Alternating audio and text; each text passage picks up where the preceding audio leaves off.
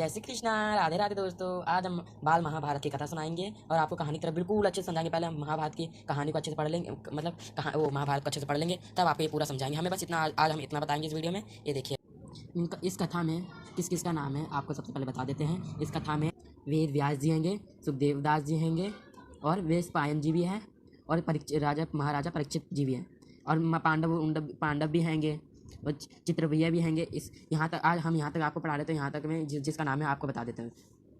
धृतराष्ट्र भी है, पांडव भी हैंगे और ऋषि मुनियों भी हैंगे। पितामह भीष्म भी हैंगे इसमें। आगे आपको आगे वाले पेज में देखिएगा, देवव्रत भी आएगा। ये आपको पढ़ाएंगे अगले वीडियो में, नेक्स्ट वीडियो में। बहुत सारे अभी कहानी महाभारत की। आज देखिए, पहला पाठ है महाभारत की कथा। महाभारत की कथा महिषा पराशर के कीर्तिमान पुत्र वेद व्यास की देन है। व्यास जी ने महाभारत की यह कथा सबसे पहले अपने पुत्र सुखदेव को कंठस्थ कराई थी और बाद में अपने दूसरे शिष्य को। मानव जाति में महाभारत की कथा का प्रसार महिषा वेशपायन के द्वारा हुआ। वेशपायन व्यास जी के प्रमुख शिष्य थे। ऐसा माना जाता था कि महाराजा परीक्षित के पुत्र जन्मेजय ने एक बड़ा यज्ञ किया। इस महायज्ञ में सुप्रसिद्ध पौराणिक सूत जी की भी मौजूद थे। सूत जी ने समस्त ऋषियों की एक सभा बुलाई। महिषा सोनक इस सभा के अध्यक्ष हुए। सूत जी ने ऋषियों की सभा में महाभारत की कथा प्रारंभ की। महाभारत शांतनु के बाद उनके पुत्र चित्रगंध हस्तिनापुर की गद्दी पर बैठ उनकी अकल मृत्यु हो जाने पर उनके भाई विचित्रवीर्य राजा हुए। उनके दो पुत्र हुए, धृतराष्ट्र और पांडव। बड़े बेटे धृतराष्ट्र जन्म से ही अंधे थे, इसलिए इस समय की नीति के अनुसार पांडव को गद्दी पर बैठाया गया। पांडव ने कई वर्षों तक राज्य किया। उनकी दो रानियां थीं, कुंती और मारती।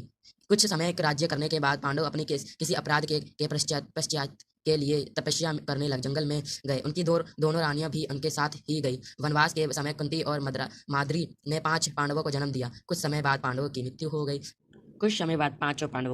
गई। 5 अनाथ बच्चों का वन के ऋषि मुनियों ने पालन पोषण किया और पढ़ाया लिखाया। जब युधिष्ठिर 16 वर्ष के हुए तो ऋषियों ने 5 कुमारों को हस्तिनापुर ले जाकर पितामह भीष्म को सौंप दिया। हमने यहाँ तक पढ़ लिया। अब आपको समझा देंगे। अभी तक मैंने जहाँ तक आपको पढ़ाया है और वहाँ तक हम आपको कहानी तरह समझा देते हैं। महाभारत के जो कीर्तिमान थे वेद व्यास जी, उन्होंने महाभारत की कथा सुनाई थी। सबसे पहले सुखदेव दास जी को कंठस्थ कराया, मतलब सुनाया था सबसे पहले, और फिर शिष्यों को अपने मानव जाति में महाभारत की कथा का प्रकाशन किया था, मतलब सुनाया था उन्होंने। वेशपायन के द्वारा बहुत सारे शिष्य थे उनके। ऐसा माना जाता था कि महाराजा परीक्षित ने पुत्र जन्मेजय ने एक बड़ा यज्ञ, मतलब परीक्षित थे जो, उन्होंने एक बड़ा यज्ञ कराया था, बड़ा यज्ञ जिसमें महायज्ञ था, जिसमें सुप्रसिद्ध सूत जी भी आए थे, मौजूद थे।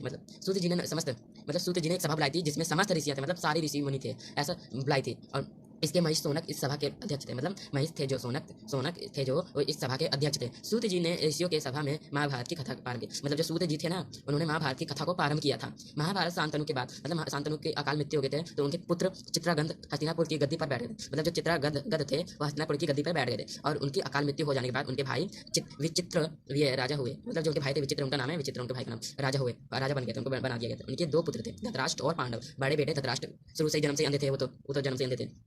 इसलिए समय ऐसा था कि जिसके कारण पांडवों को गद्दी पर बैठा दिया गया। पांडव ने कई वर्षों तक राज्य किया था। पांडव जो थे उन्होंने कई वर्षों तक राज्य किया था, बहुत वर्ष तक। और 2 रानियां थी उनकी, कुंती और माद्री। कुछ समय राज्य करने के बाद, कुछ समय बाद राज्य करने के बाद पांडवों ने अपने अपराध के कारण उनको वनवास जाना पड़ गया। वनवास के समय कुंती और माद्री भी जाने की इच्छा रखी, तो उनको भी ले गए अपने साथ। तो वहाँ पर 5 पांडवों को जन्म दिया। कुंती और माद्री ने 5 पांडवों को जन्म दिया।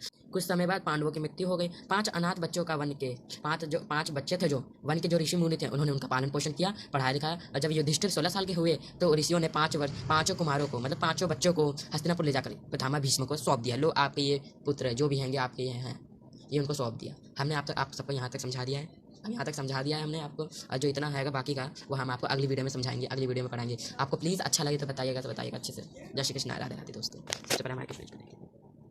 जय श्री कृष्ण, राधे राधे।